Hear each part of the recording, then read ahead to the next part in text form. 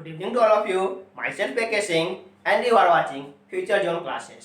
तो चलिए future zone classes के इस प्लेटफॉर्म से आज 12th फिजिक्स इलेक्ट्रिक करंट के एक बहुत ही इम्पोर्टेंट टॉपिक ओम्स लॉ को डील करने वाले हैं। ओम्स लॉ तो कहने के लिए आप 10th में भी पढ़े होंगे, लेकिन बहुत कुछ नया सीखने को मिलने वाला है। तो बिना टाइम लैप्स किए चलिए सीखते हैं ओम्स लॉ। जैसा कि आप 10th में भी जानते होंगे, ओम्स लॉ एक एक्सपेरिमेंटल रिजल्ट है रेसिस्टेंस, पोटेंशियल डिफरेंस और इलेक्ट्रिक करंट के बीच का। सबसे पूछो कि ओम्स लॉ होता क्या है, तुरंत बोलेगा V = IR। ओम्स लॉ जानते हैं, V directly proportional to I, V directly proportional to I। अभी तक आपने यही जानता है, आप लोग यही जान रहे हो कि V प्रोपोर्शनल टू I। लेकिन जरा सोच के देखो, पहले बैटरी के माध्यम से हम पोटेंशियल सेटअप करते हैं, देन अकॉर्डिंगली करंट बनते हैं, या फिर पहले हम करंट बना देते हैं तब पोटेंशियल सेटअप होता है। अपने बस में क्या है, पोटेंशियल सेटअप करना या करंट जनरेट करना। क्लियरली अपने बस में है पोटेंशियल सेटअप करना। जिस अकॉर्डिंगली हम पोटेंशियल सेटअप करेंगे ऑटोमेटिक वो करंट जनरेट होगा। तो करंट का डिपेंडेंसी पोटेंशियल पर हो रहा है या पोटेंशियल का डिपेंडेंसी करंट पे जा रहे हैं? डेफिनेटली करंट का डिपेंडेंसी पोटेंशियल पे हो रहा है। तो क्या बोलेंगे, electric current through any conductor is directly proportional to the potential difference between the end point of the circuit. जो भी कैपेसिटर या रेसिस्टर जहां पर भी आप काम कर रहे हो उसके बीच में आप जाकर के पोटेंशियल डिफरेंस सेटअप निकालो और उसमें कितना करंट फ्लो हो रहा है उसके बीच का वो रिलेशन दिखाएगा। सही। तो सबसे पहले इसके स्टेटमेंट क्या है,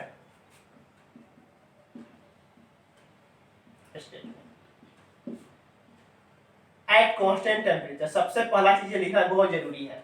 ओम्स लॉ का सारा डिस्कशन हम लोग एट कांस्टेंट टेम्परेचर पर डील करते हैं, क्योंकि टेम्परेचर के साथ कंडक्टर का रेसिस्टेंस या सेमी कंडक्टर के रेसिस्टेंस घटते बढ़ते रहते हैं। तो सारा कुछ हम लोग डिस्कस करते हैं at constant temperature. At constant temperature the current flow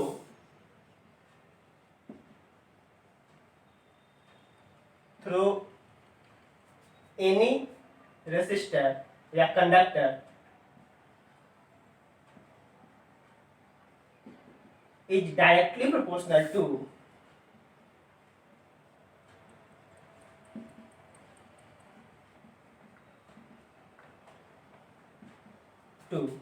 the potential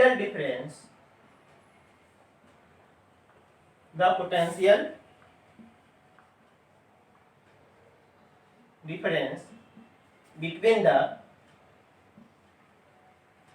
end point of the conductor. उस कंडक्टर के एंड पॉइंट के बीच जितना पोटेंशियल डिफरेंस है उसके डायरेक्टली प्रोपोर्शनल में क्या होता है, करंट फ्लो होते हैं। जैसे आप मान लो कि आपके पास कोई एक ये कंडक्टिंग वायर है, कोई एक ये इसके एंड पॉइंट जो आप देख रहे हो, यहाँ से समथिंग कुछ करंट ऐसे फ्लो होगा, कुछ आई, ये पॉइंट ए है, ये पॉइंट बी है, और इस ए और बी के बीच का पूरा पोटेंशियल डिफरेंस जिसको डेल्टा वी कह रहे हो, या क्या मान रखे हो, वी।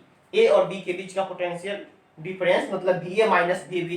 डेफिनेटली करंट इधर से इधर आप फ्लो करवा रहे हैं, मतलब ए पॉइंट हायर पोटेंशियल पर होंगे, बी पॉइंट लोअर पोटेंशियल पर होंगे।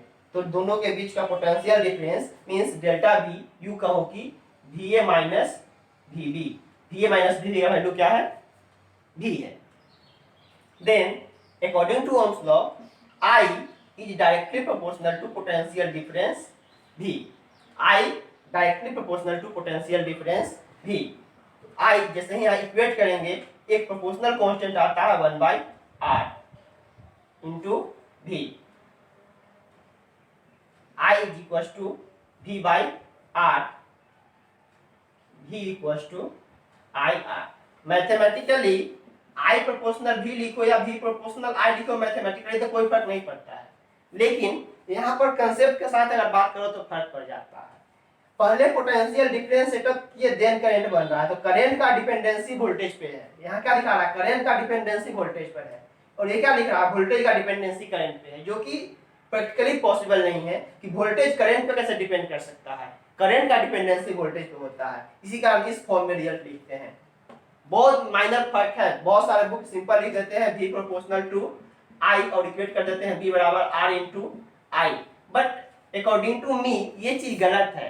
अब जरा खुद से सोच के देखो, v प्रोपोर्शनल i अच्छा है या i प्रोपोर्शनल v अच्छा है। यहाँ पोटेंशियल डिफरेंस डिपेंड कर रहा है करंट पे, और यहाँ पे करंट डिपेंड कर रहा है पोटेंशियल डिफरेंस पे। आप खुद सोचो कि इसमें कौन रिजल्ट सही है। क्या करंट का डिपेंडेंसी वोल्टेज पे होता है, या फिर वोल्टेज या डिपेंडेंसी करंट पे होते हैं? डेफिनेटली करंट का डिपेंडेंसी वोल्टेज पे होता है। जिस हिसाब से हम वोल्टेज मेंटेन करेंगे उस हिसाब से ऑटोमेटिक करंट उसमें जनरेट होगा। तो ये रिलेशन ज्यादा बेनिफिशियल है, ज्यादा तर्क के साथ चीजों को दिखा रहा था। आई प्रोपोर्शनल भी, यहाँ प्रोपोर्शनल कांस्टेंट 1/r आता है, देन इस r को हम क्या बोलते हैं, प्रोपोर्शनल कांस्टेंट या रेसिस्टेंस ऑफ द रेसिस्टर। नीचे लिखेंगे where r is called resistance of the conductor। उस कंडक्टर का क्या है वो, रेसिस्टेंस। सही। इस r को अगर आप अलग करो तो क्या लिखोगे, v बाई आई। अगर उसका यूनिट खोजो, यूनिट ऑफ r, तो ओम्स के रेस्पेक्ट में हम लोग क्या लिखते हैं, ओम सिंबल ओमेगा का होता है, ओम इसके सिंबल यूनिट होते हैं। लेकिन आप फंडामेंटल से जाओ तो आर का वैल्यू क्या होगा, v बाई आई, वोल्ट पर एम्पियर, वोल्ट पर एम्पियर। अब इसको और तोड़ सकते हो, वोल्ट को लिख सकते हो क्या, जूल पर कूलम, एम्पियर तो बेसिक में है, तो यहां से भी आप ओम का यूनिट निकाल सकते हो। तो यूनिट बेसिकली हम सब जगह देखेंगे ओम का यूनिट क्या, रेजिस्टेंस का यूनिट क्या मिलेगा, ओम। क्लियर। चलिए अब जरा इसके डायमेंशन लिखिए, तो आर का डायमेंशन। अब डायमेंशन लिखने के लिए ओम से काम नहीं चलेगा, डायमेंशन लिखने के लिए मुझे इन चीजों को एक्सप्लेन करने पड़ेंगे। तो क्या ओम्स लॉ क्लियर है ना। सबसे पहले at constant temperature electric current passing through any conductor is directly proportional to potential difference between the conductor। Expression है V is equals to I into R का यूनिट है ओम या वोल्ट पर ampere, volt पर एम्पियर। थोड़ा आगे बढ़ेंगे, dimension लिखे तो R का डायमेंशन ऑफ रेसिस्टर, रेसिस्टेंस का डायमेंशन लिखिए आप।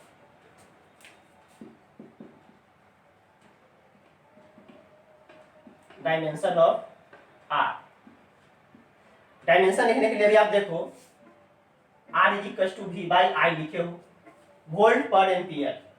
सही, वोल्ट पर एम्पियर। वोल्ट क्या होता है, जूल पर कूलम, जूल पर कूलम वोल्ट होता है, इसको लिखोगे जूल पर कूलम बाई एम्पियर तो है बेसिक में, जूल पर कूलम एम्पियर। कूलम को क्या लिख सकते हो, I बराबर क्या होता है, Q बाई टी, तो Q का वैल्यू आई टी, कूलम के जगह पर एम्पियर सेकेंड यूज करोगे, एक स्टेप आगे बढ़ो, जूल कूलम के जगह पर एम्पियर सेकेंड इंटू एम्पियर डाल दो डायमेंशन में। जूल मतलब energy, m l square T inverse 2, energy का डायमेंशन नहीं होता है, m l square T inverse 2 by ampere into ampere, ampere square into second के लिए टाइम। आया डायमेंशन के फॉर्म में आप लिख दो m l square T inverse -2 और नीचे से एक जाएगा टी इनवर्स -3, टी इनवर्स 3 और नीचे से एम्पियर जा करके एम्पियर भी कर देंगे -2, एम्पियर का स्क्वायर ऊपर जा करके माइनस कर देगा, m l square T inverse 2 joule के लिए, ampere into ampere, ampere square into second के लिए T, time m l square T inverse 3 a inverse 2। ये निकल गए रेसिस्टेंस का डायमेंशन। क्लियर। चलिए नोट कीजिए dimension.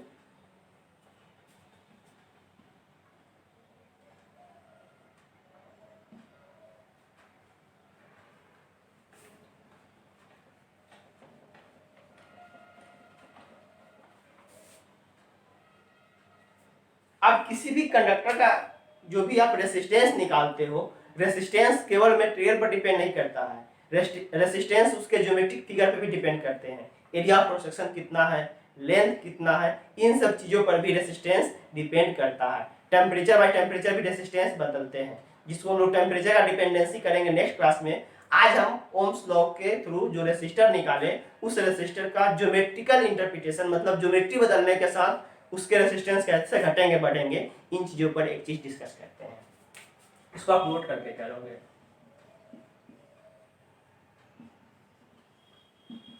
Resistance of any conductor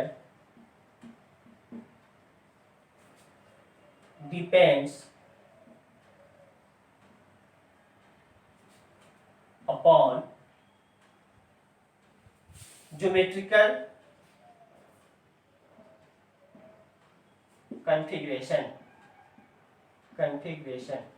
geometrical configuration पर भी उसके रेसिस्टेंस डिपेंड करते हैं। एज ज्योमेट्रिकल कॉन्फ़िगरेशन एज कैसे डिपेंड करते हैं? रेसिस्टेंस डायरेक्टली प्रोपोर्शनल टू उसके length and resistance inversely proportional to area of cross section.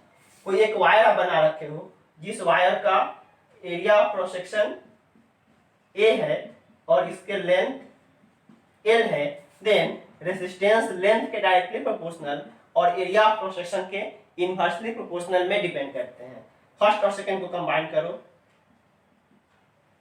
Combine first and second, क्या मिलेगा? R proportional to L by A.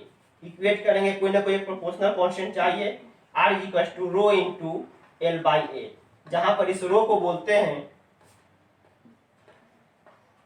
where rho is called resistivity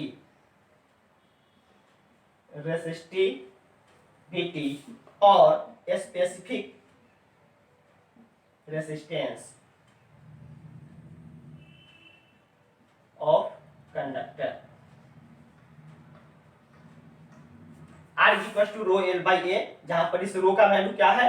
मतलब रो एक constant है, हर एक मेटल का अलग अलग होता है, हर एक मटेरियल के अलग अलग होते हैं, वो मुझे याद नहीं करने पड़ते हैं, वो बुक सप्लाई करता है। लेकिन इस रो को क्या बोलते हैं? स्पेसिफिक रेसिस्टेंस या रेसिस्टिविटी। तो आपके पास R इज इक्वल टू क्या दिख रहा है? रो इनटू L बाई A। जैसे जैसे लेंथ बढ़ाओगे रेसिस्टेंस बढ़ेगा, और जैसे जैसे वायर को मोटा करोगे, मतलब एरिया ऑफ क्रॉस सेक्शन बढ़ाओगे, रेसिस्टेंस घटेगा। एक चीज देखो, कितना वहम में अभी तक आप लोग गिर रहे हो। तुरंत दिमाग में करते हुए अरे यार पतला वायर जोड़ो ना, कम रेसिस्टेंस ऑफर करेगा। नहीं, पतले वायर में एरिया ऑफ क्रॉस सेक्शन कम होता है, ज्यादा रेसिस्टेंस ऑफर करता है। तो बनिस्बत पतले वायर मोटा वायर कम रेसिस्टेंस ऑफर करता है। ये जरा उटपटांग लग रहा है कि सर मोटा वायर कैसे कम रेसिस्टेंस ऑफर करता है, बट ये सही बात है, सही बात है। ये सारे के सारे एक्सपेरिमेंटल रिजल्ट है। मोटे वायर पे पतले वायर पर इसके कोई प्रूफ नहीं मिलेंगे आपको, बट ये एक्सपेरिमेंटल रिजल्ट है। R is equal to rho into L by A। अब यहां पर देखो, इतना लिखो पहले आप,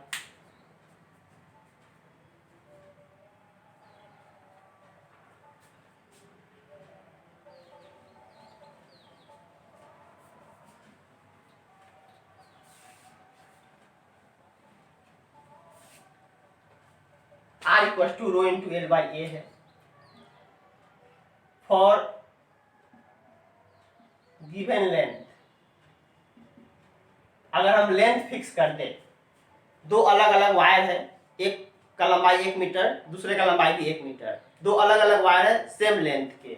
for given length R equal to क्या होता है? Rho into L by A। तो गिवन लेंथ कर दिए, इसका मतलब L क्या हो गया? कांस्टेंट हो गए। L भी कांस्टेंट है, रो तो कांस्टेंट होता है। इस केस में R क्या हो जाएगा? Inversely proportional to A। मींस अगर हमें R2 बाई R1 निकालना है तो क्या लिखेंगे? A1 by A2। मींस दिए हुए लेंथ के लिए, एक पर्टिकुलर दिए हुए लेंथ के लिए अगर हम अलग अलग वायर पर डिस्कशन करेंगे तो जो वायर मोटा होगा उसका रेसिस्टेंस कम होंगे। क्लियर? आगे बढ़ेंगे।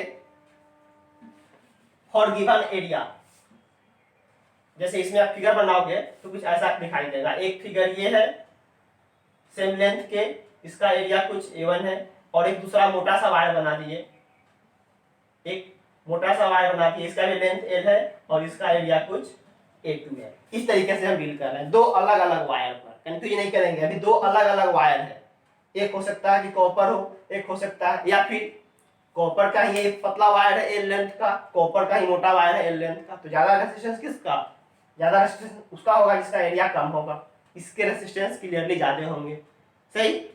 अब हम डिस्कशन करते हैं for given area, for given area, area given कर दिए मतलब ए क्या हो गया, कांस्टेंट हो गए, ए कांस्टेंट हो गए, इसलिए आर क्या होगा, प्रोपोर्शनल टू एल होंगे। ए कांस्टेंट है, रो कांस्टेंट होता है, तो आर प्रोपोर्शनल टू एल होगा। मींस अगर हम अलग अलग केस में डील करें तो अगर R2 बाई R1 निकाले वैल्यू क्या हो जाएगा, L1 बाई L2। तो सेम लेंथ सेम एरिया के लिए जितना लंबा वायर करोगे उतना रेजिस्टेंस बढ़ेगा। जैसे मान लो ए क्रॉस सेक्शन एरिया का मेरे पास एक वायर है, इसका भी क्रॉस सेक्शन एरिया ए है, लेंथ L1 है, और एक दूसरा वायर हम ले रहे हैं, इसका भी क्रॉस सेक्शन एरिया ए है, इसके लेंथ L2 है। तो जिसका लेंथ ज्यादा होगा उसका रेजिस्टेंस ज्यादा होगा। तो एरिया फिक्स करें तो लेंथ डायरेक्टली, और अगर लेंथ फिक्स करें तो एरिया के इनवर्सली। क्लियरली इतना पहले नोट करें। देन एक और चीज बता रहे हैं जो कंफ्यूजिंग है।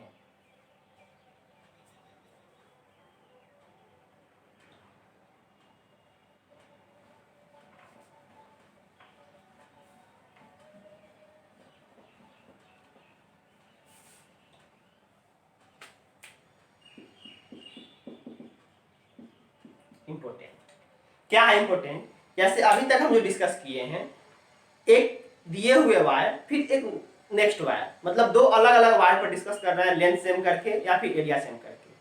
अब डिस्कशन क्या हो रहा है, एक ही गिवन वायर है अभी कुछ पर्टिकुलर लेंथ के, अब इसको हम खींच के इलोंगेट कर रहे हैं। तो इलोंगेट कर रहे हैं तो क्या होगा, लेंथ बढ़ेगा तो उसके साथ साथ एरिया घटेंगे। तो एट ए टाइम दोनों वेरिएशन हो रहा है, लेंथ बढ़ा रहे हैं तो एरिया घट रहा है, नहीं तो अगर कंप्रेस करेंगे तो लेंथ घटेगा तो एरिया मोटा हो जाएगा। लेकिन इस पूरे फेनोमेना में क्या हो रहा है, वॉल्यूम कांस्टेंट रह रहा है, इस वायर के जो भी वॉल्यूम है वो वॉल्यूम कांस्टेंट रह रहे हैं। तो इस केस में हम लोग कुछ और डिस्कशन करेंगे। इस केस में आप ये मत कर देना कि लेंथ दोगुना करेंगे तो रेजिस्टेंस दोगुना हो जाएगा, नहीं। आप लेंथ तो बढ़ा रहे हो, कॉरस्पॉन्डिंग एरिया भी घट जा रहा है, लेंथ तो घटा रहे हो तो कॉरस्पॉन्डिंग एरिया बढ़ जा रहा है। तो एट ए टाइम लेंथ और एरिया दोनों वेरी कर रहे हैं। तो ऐसे चीज में क्या करेंगे, जब एक सिंगल वायर को हम स्ट्रेच करके लंबा दें या फिर कंप्रेस करके पचका दें, इस केस में क्या होने वाले हैं, if a given wire is elongated or compressed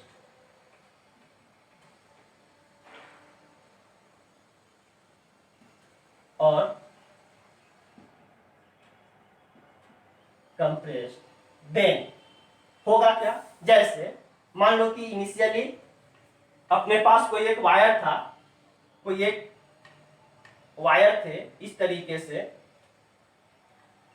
L length, L1 length, A1 cross section, इसी को हम इलोंगेट कर दिए। हम दूसरा वायर नहीं ले रहे हैं, इसी वायर को इलोंगेट कर दिए। इलोंगेट करके हम क्या किए, लेंथ थोड़ा बढ़ा दिए इस तरीके से, लेंथ हो गया L2 और एरिया हो गया A2, क्योंकि जैसे ही लेंथ बढ़ाओगे एरिया घट जाएगा। इस सेंस में अगर हमें इसका रेजिस्टेंस पता हो तो इसका रेजिस्टेंस कितना निकालेंगे, तो इसमें केवल लेंथ फैक्टर या केवल एरिया फैक्टर काम नहीं कर रहा, एट ए टाइम दोनों फैक्टर काम कर रहे हैं। इस टाइप के क्वेश्चन में हम क्या करते हैं देखेंगे। R इक्वल टू क्या होता है, रो L बाई ए। इस पूरे फेनोमेना में वॉल्यूम कांस्टेंट होगा ना, हियर इलोंगेशन में क्या हो रहा है, here volume of wire is constant, volume तो कांस्टेंट रहेंगे। देखिए देखो R equal to rho L by A, आप जानते हो R is equal to rho into, और एक और जानते हो लेंथ इनटू एरिया क्या होता है, वॉल्यूम। ऊपर नीचे आप क्या करो, A से गुना कर दो, ऊपर नीचे A से गुना कर दो या फिर L से गुना कर दो। एक बार हम पहले L से गुना करते हैं, तो L into L divided by A into L, L into L R equals to rho into L square अब बाई एरिया इंटू लेंथ क्या हो जाएगा, वॉल्यूम हो जाएंगे क्या, वॉल्यूम कांस्टेंट होता है, इलोंगेशन या कंप्रेशन के केस में वॉल्यूम कांस्टेंट होते हैं, रो कांस्टेंट है। इस केस में क्या निकल गया, R proportional to L square, R proportional to L square means अगर आप डील कर रहे हो R2 बाई R1 तो क्या लिखोगे, L2 बाई L1 का स्क्वायर। देखो पिछले केस में क्या था, दो अलग अलग वायर में डिस्कस कर रहे थे, सेम एरिया करके लेंथ घटा बढ़ा रहे थे, तो R प्रोपोर्शनल टू L जा रहा था। यहाँ पर हम लोग क्या किए हैं, सेम ही वायर को इलोंगेट किए हैं, then R proportional to L square जा रहा है। इलोंगेशन या कंप्रेशन के सेंस में R proportional to L square होता है, तो R का डिपेंडेंसी केवल लेंथ के टर्म में इतना आ गया, सही। अब अगर एरिया के टर्म में बात करें तो एरिया के टर्म में बात कर सकते हैं, एक रिजल्ट कितना नोट कीजिए, हम इसको मिलाते हैं, फिर से आप आओ, अब हम in terms of area discuss करें।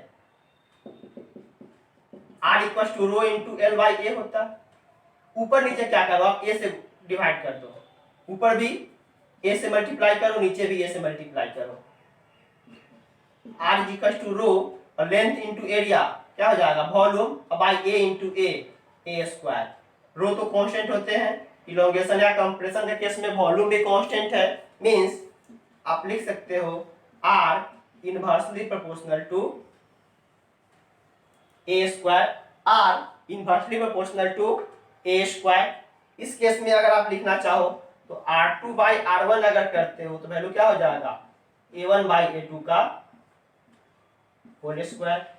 तो अगर इलोंगेशन या कंप्रेशन के सेंस में बात करें और उस पर एरिया पर बात कर रहा है तो एरिया के साथ आप क्या लिख रहे हो, R का value inversely proportional to A square. Clearly. दूसरा एरिया को आप क्या लिख सकते हो, cross section area pi R square, radius के टर्म में भी एरिया यूज कर सकते हो।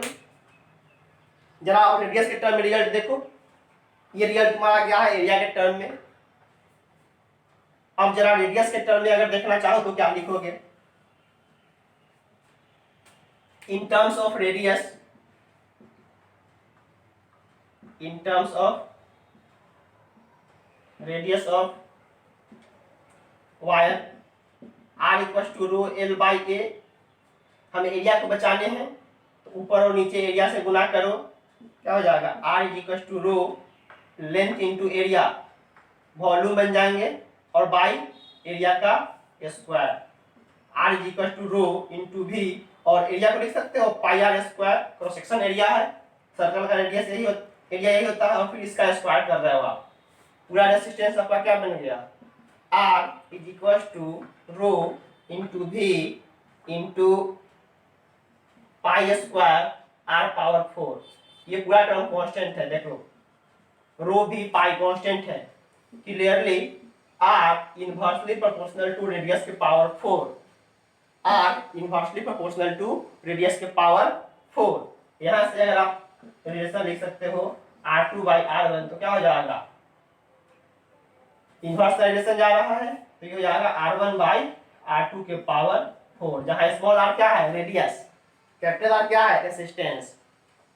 तो कंफ्यूजन इसमें बहुत बच्चे कर लेते हैं, अगर दो अलग अलग वायर पर डिस्कशन करें जिसमें इलोंगेशन या कंप्रेशन का सेंस न आए तो उसमें वॉल्यूम का कोई बात ही नहीं हुआ, कांस्टेंट, दो अलग अलग वायर है अलग अलग वॉल्यूम के होंगे, उसमें R प्रोपोर्शनल टू L और R inversely proportional to A।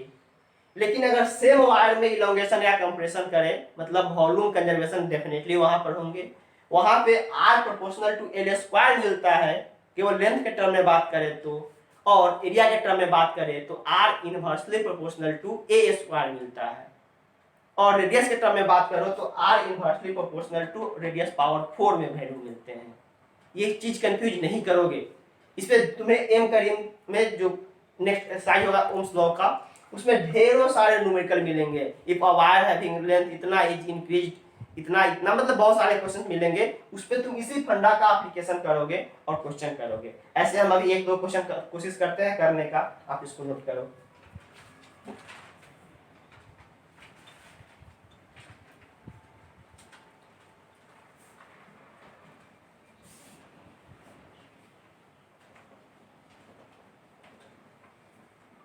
हम एक दो क्वेश्चन कोशिश करते हैं करने का, देखो कैसे कैसे क्वेश्चंस आ रहे हैं। कह दिया a wire of resistance 10 ohm is stretched to double its length. Stretch मतलब व्हाट, उसी वायर को इलोंगेट करवा रहा है, या दूसरे अलग वायर को नहीं लेके आ रहा है। ए वायर ऑफ रेसिस्टेंस 10 ओम, कोई वायर है, इसका रेसिस्टेंस कितना है 10 ओम है, इसको हम इलोंगेट कर दिए, इलोंगेट करके इसके लेंथ को दोगुना कर दिए, इसका जो भी लेंथ एल रहा होगा इस लेंथ को हम दोगुना कर दिए। तो डेफिनेटली अगर लेंथ दोगुना करेंगे तो एरिया घट जाएंगे, लेकिन एरिया के बारे में कुछ बात ही नहीं किया। सिंपल कह रहा a wire of resistance 10 ohm is stretched to double its length. L से बढ़ा कर कितना लेगा 2l। डेफिनेटली थोड़ा पतला हो जाएगा, अगर सही से बनाओगे तो वायर थोड़ा सा पतला हो जाएगा, थोड़ा पतला करके बनाओ वायर को इस तरीके से 2l। एरिया क्या है हम कुछ डिस्कशन नहीं करेंगे, लेकिन यहाँ पर ध्यान देना वही कंसेप्ट आएगा वॉल्यूम कंजर्वेशन वाला। इस केस में वॉल्यूम वॉल्यूम क्या होगा कांस्टेंट होंगे, क्योंकि इलोंगेशन में वॉल्यूम कांस्टेंट होता है। पूरा लिख देना R = रो L/A। लेंथ के टर्म में बात करना है तो हमें लेंथ बचाने पड़ेंगे, ऊपर नीचे L से मल्टीप्लाई कर दो, R rho L² by volume constant है, R प्रोपोर्शनल टू L², इसलिए R2/R1 = क्या हो जाएगा L2/L1 का स्क्वायर। R2 मुझे सेकेंड केस का निकालना था, R1 पहले केस का 10 ओम दे रखा है, = सेकेंड केस का लेंथ 12 हो जा रहा है इनिशियल लेंथ से, स्क्वायर 2 2 जा 4 × 10 40। R2 का वैल्यू कितना हो जाएगा 40 ओम। क्लियर। तो इलोंगेशन एंड कंप्रेशन में ध्यान रखेंगे कि वायर को दो अलग अलग वायर डिस्कस कर रहा है या एक ही वायर को इलोंगेट या कंप्रेस कर रहे हैं। ठीक है।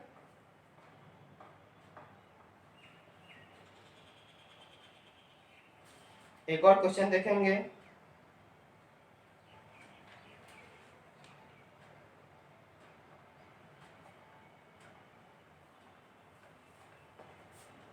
कर रहा है there is a wire of resistance 10 ohm, what is the resistance of another wire। अब यहाँ देखो another wire यूज कर दिया, उसी वायर को इलोंगेट या कंप्रेस नहीं कर रहा है। क्वेश्चन थोड़ा ढंग से देखेंगे। there is a wire of resistance 10 ohm, एक मेरे पास वायर है 10 ओम का,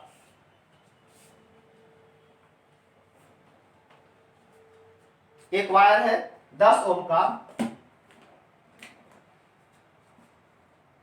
एक वायर बना जिसका लेंथ L1 है, एरिया A1 है और इसका रेसिस्टेंस 10 ओम है। What will be the resistance of another wire, एक अनदर वायर है जिसका of same material but length and radius respectively twice and half. Length कितना है ट्वाइस है, लेंथ है ट्वाइस एंड रेडियस के टर्म में ये बात किया है, यहाँ इसका रेडियस R1 कर दो, इसका रेडियस R2 कर दो, तो लेंथ ट्वाइस है एंड रेडियस जो है वो हाफ है। एक इनिशियल वायर, क्वेश्चन नंबर 19 पढ़ रहे हैं एम करीम का, ये कह रहा है एक वायर है जिसके लेंथ दूसरे लेंथ से दोगुना है और रेडियस आधा है। There is a wire of resistance 10 ohm, what is the resistance of another wire। इसके रेसिस्टेंस को मुझे निकालने हैं, इसके रेसिस्टेंस को मुझे निकालने हैं, but length and radius respectively twice and half of the first wire। Length दोगुना है और रेडियस आधा है, लेंथ दोगुना है और रेडियस आधा है। ये दो अलग अलग वायर डिस्कस कर रहे हैं, इसमें हम लोग वॉल्यूम का कोई मतलब यूज ही नहीं करेंगे कि वॉल्यूम कंजर्वेशन लगाने हैं। अब देखिए देखो रेसिस्टेंस क्या होता है रो इंटू L/A, इस एरिया को हम ऐसे लिख दें रो इंटू L ए को लिख देते हैं pi R square, rho pi pi L by R square. इस सेंस में ये तो कांस्टेंट टर्म है ना, R proportional to L by R square, ये रिजल्ट लिख सकते हैं। अब आप यूज करो दो अलग अलग case, R2 by R1 use करते हैं तो R का प्रोपोर्शनल L के साथ डायरेक्टली का है, तो यहाँ क्या लिखा आएगा L2 बाई L1। लेकिन रेडियस का रिलेशन उल्टा का है, तो यहाँ 2 बाई 1 लिखे हो तो रेडियस में क्या लिखोगे 1 बाई 2 स्क्वायर का स्क्वायर डालोगे। R2 सेकेंड केस का रेजिस्टेंस मुझे निकालने थे, फर्स्ट केस का रेजिस्टेंस 10 ओम दे रखा है, is equal to second case का लेंथ दोगुना हो जा रहा है 2L1 बाई L1। R1 तो R1 है और R2 कितना हो जा रहा है R1 का आधा, R1 का आधा स्क्वायर, ये L1 से L1 का ये कट जाएगा, 2 ऊपर भाग जाएंगे, R2 by 10 is equal to 2 into 2 का स्क्वायर कितना हो जाएगा 4, 8 दहाई 80, R2 कितने निकल जाएंगे 80 ओम। तो ये 10 ओम का था, तो इस स्पेसिफिकेशन पर वो हो जाएगा 80 ओम। क्लियर? तो इस तरीके से क्वेश्चन ढंग से समझोगे देन अप्लाई करोगे। ऐसे बहुत सारे क्वेश्चंस आते रहते हैं, आप क्वेश्चन खुद से लगाओ, देन जो दिक्कत होता है डिस्कशन कर लोगे। ओम्स लॉ में हम लोग आज देखें Ohm's law and variation of resistance due to its geometry. Next class में देखेंगे limitation of Ohm's law and dependency of resistance on the temperature. Temperature के साथ इसका भी डिपेंडेंसी आता है, उन चीज़ों को डील करेंगे। आज के लिए बस इतना ही। और हाँ, वीडियो अगर अच्छा लगे, काम का लग रहा हो तो थोड़ा सा इसको शेयर करते रहो ताकि बच्चे बेनिफिटेड होते रहें। बाकी तुम्हारी मर्जी। तब तक के लिए बाय।